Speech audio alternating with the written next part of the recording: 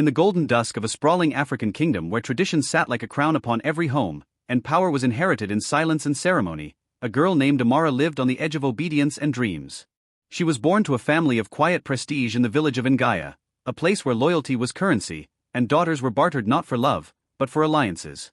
Amara, with skin like burnt bronze and eyes like the dark rivers that snaked through the forest, had known from a young age that her life was not hers to design. Her mother, a poised and cold woman trained in the arts of noble duty, had often whispered, "A woman's heart is not her own, it beats for her family's honor." Amara grew up folding those words like cloth into her soul, but in secret, she longed for something reckless. She longed for something hers. By the time she was 19, her name had already been spoken in the ears of powerful men. Her father, Chief Abaka, was not a man easily refused, and when he announced to the village council that his daughter would marry Chief Ekin's son, the heir to the neighboring kingdom's wealth, there was celebration in the air. Ekin's clan was rich from copper mines and land, their warriors strong, their cattle many. The alliance would strengthen both kingdoms. It was a match made not in heaven, but in strategy. The young man Amara was promised to, Adewale, was a man of calculated smiles and rehearsed charm. He walked like he owned the sun. When he first visited Amara's home, he brought her necklaces of beaten gold and spoke in riddles of prosperity. But when she looked at him, her heart didn't stir. It was silent. Like the silence before a storm. It was during the festival of New Harvest, when fire torches danced like spirits in the night and drums beat the heartbeat of the ancestors, that Amara's fate began to slide off its track. Among the travelers and traders who arrived for the festivities was a man not born of royalty, but carved from the raw edges of war. His name was Cato. A soldier turned nomad, he had once served as a protector of the southern borders before exile turned him into myth. His arrival at Ngaya was accidental, or so it seemed. He came with a band of drummers, dust on his boots and fire in his eyes. Tall, muscular, bearing scars like tribal markings earned in blood, Cato was the kind of man people watched with caution, and women watched with curiosity. Amara saw him not with her eyes first, but with her body. She felt him before she saw him, his presence at the festival a sharp note in a song she thought she knew by heart. He didn't bow when she passed by in her ceremonial attire. He didn't flatter her like others. He simply looked, deep, daring, direct. That look was an act of rebellion. And somehow, it awakened the rebellion she had buried deep inside. Their paths crossed again when Amara slipped away from the feast to find air near the river bend. She had grown tired of pretending to be impressed by Adewale's wealth or by the praises sung in her name. The moon poured its silver light on the water, and there stood Cato, tossing pebbles into the tide like he was throwing away memories. She should have walked away. But something rooted her feet. They spoke without formalities. He asked her why her laughter sounded tired. She asked him why he hid sadness in his smile. It was the first real conversation she had had in months, maybe ever. From that night on, Amara lived two lives.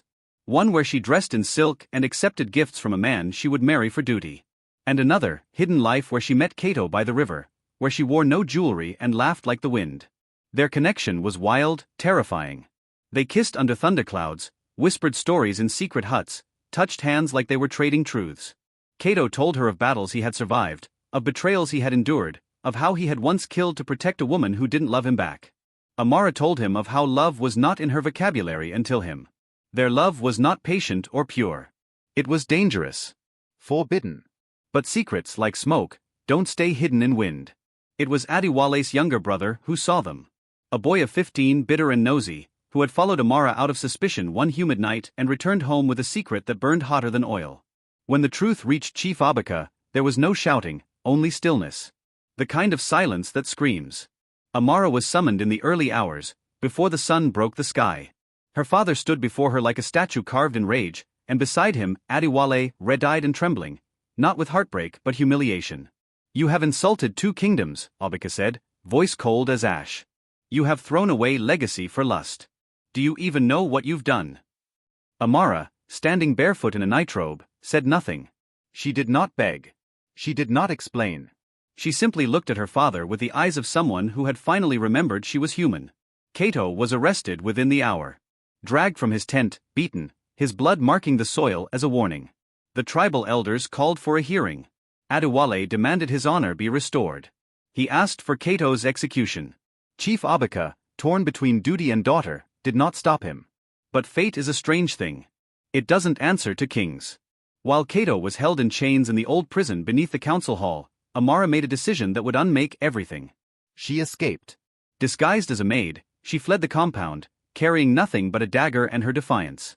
And when she returned, it was not as a girl begging for love, it was as a woman ready for war. The rest of the kingdom had not been told. They still believed she would marry Adewale at week's end. The ceremony was being prepared, the palace adorned, drums rehearsed. But behind the scenes, Amara plotted. She had allies. Servants who had loved her since she was a child. Traders who owed her favors. Even a few elders who distrusted Adewale's growing ambition. They whispered of how he intended to marry Amara not just to secure the alliance, but to absorb her father's land into his own. He would own her, and then devour everything else. Amara realized she wasn't just a bride. She was a battlefield. The night before the wedding, Amara struck. The village hummed with tension. The anticipation of the upcoming marriage was palpable, but beneath the surface, something darker was stirring. There was no turning back now. Zuri, the beautiful daughter of Chief Lemba, was to marry a man chosen by her father and his council, a wealthy and powerful man from a neighboring village. The political alliance was crucial, one that would strengthen Lemba's position in the ever-shifting power dynamics of the region. But Zuri had other plans, ones she hadn't shared with anyone. Her heart, despite the formal arrangements, had already been claimed. It was not by the rich, influential man her father had selected for her, but by a man of humble origins, Kofi. A young, daring and passionate man whose presence had somehow transformed Zuri's world. Their secret meetings by the riverbank, hidden from the watchful eyes of her father's guards, had become the most treasured part of her life. There, in the quiet, shaded embrace of the river's edge, they had shared their dreams, their fears and their love. But now, everything was about to change. Zuri had never expected that her father's carefully laid plans would be so close to completion. The decorations were being set up, the animals slaughtered for the feast, and the elders had been gathered to witness the union. The weight of tradition hung over her like a heavy cloak. The knowledge that her life was about to be bound to another, a man she hardly knew much less loved, felt suffocating. But as the final preparations were being made, Zuri made a choice. One evening, just as the sun dipped below the horizon, painting the sky in shades of orange and purple, Zuri made her way to the river once more. Kofi was waiting for her, his face half lit by the fading light, his eyes filled with an emotion that matched her own. "I can't do it, Kofi," Zuri whispered, her voice shaking with the weight of what she was about to say. "I can't marry him. I can't be forced into this." Kofi reached out, his hand gentle as it cupped her cheek. "Zuri, you don't have to do anything you don't want to do. Come away with me. We'll leave this place, go somewhere where no one knows our names. I'll protect you. I'll love you." Her heart leaped at the thought, at the dream of a future with him. But the reality of their situation weighed on her. "And my father? What will he do when he finds out?" she asked, panic creeping into her voice. Kofi's expression softened, his lips curving into a reassuring smile. "We'll face it together. Your father will have no choice but to understand that love can't be controlled. We'll leave tonight before the marriage."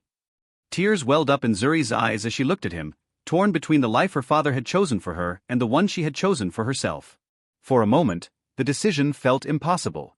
But then she remembered the stolen moments, the whispered words of love, and the way Kofi made her feel like she was truly seen. "I'm with you," she said, her voice barely above a whisper. As they embraced, the last remnants of daylight slipped away, and the stars began to sparkle above them. But even as they stood there, lost in the promise of their love, the consequences of their actions loomed. Zuri knew that this decision would have far-reaching consequences, but she couldn't bring herself to regret it. The night was their last chance to escape the constraints of tradition, to carve out a future of their own. But the village was small, and word traveled quickly. As they made their way through the dense brush, the distant sound of drums reached their ears, the signal that the marriage ceremony was about to begin. But just as they reached the edge of the village, they were confronted by a group of men, Chief Lemba's men. "Zuri! Kofi!" one of them shouted. "Where do you think you're going?" Zuri froze, her heart racing. "You won't stop us," she said, her voice filled with determination. "We're leaving." The men moved to block their path, but Kofi stepped forward, his fists clenched. "If you want to stop us, you'll have to fight," he said, his tone low and dangerous. A tense silence hung in the air. Zuri could feel the weight of the moment, the realization that this was the point of no return. The guards hesitated, and for a fleeting second, it seemed as though they might let them go. But then, the voice of her father rang out from the shadows. "Stop them!" Chief Lemba, his face contorted with fury, emerged from the trees. His eyes locked onto Zuri with an intensity that made her heart skip a beat. "You're not going anywhere, daughter," he spat, his voice laced with anger and betrayal. "You belong to the village. You belong to the man I've chosen for you." Zuri's heart sank. Her father's words stung, and for a moment, she felt the full weight of her decision. But then she looked at Kofi, his gaze steady and filled with unwavering support. "I belong to myself," Zuri said, her voice steady despite the chaos around her.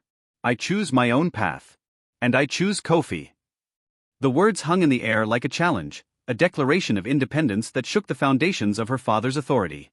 Chief Lemba's face turned red with rage, but there was nothing he could do. The village was changing, and he could feel it. The old ways, the old rules, no longer held the same power. "You will regret this," he muttered, his eyes flashing with a mixture of fury and sorrow. "I will make sure of it." But Zuri was resolute. "No, father. "You'll regret trying to control my heart." With that, she took Kofi's hand and turned to leave, their path now clear. The night stretched before them, endless and full of possibility. As they disappeared into the shadows, Chief Lemba watched them go, his heart torn between duty and the love for his daughter. In that moment, he realized that Zuri was no longer the little girl who had once obeyed his every command. She was a woman now, a woman who had the power to shape her own destiny. Back in the village, the marriage ceremony was a disaster. The guests arrived, expecting to witness a union that would solidify the power of Chief Lemba. But instead, they found the chief's daughter missing, her absence a silent but undeniable act of defiance. Rumors spread like wildfire, whispers of rebellion and betrayal swirling in the air. Zuri and Kofi's journey was just beginning. The road ahead would be difficult, filled with challenges and obstacles, but it was theirs to walk together. And as the village burned in the wake of her decision, Zuri knew that she had made the right choice, not just for herself, but for the future of those who would follow in her footsteps. Her heart beat with a new rhythm now, one that was free and wild, unbound by the expectations of the past.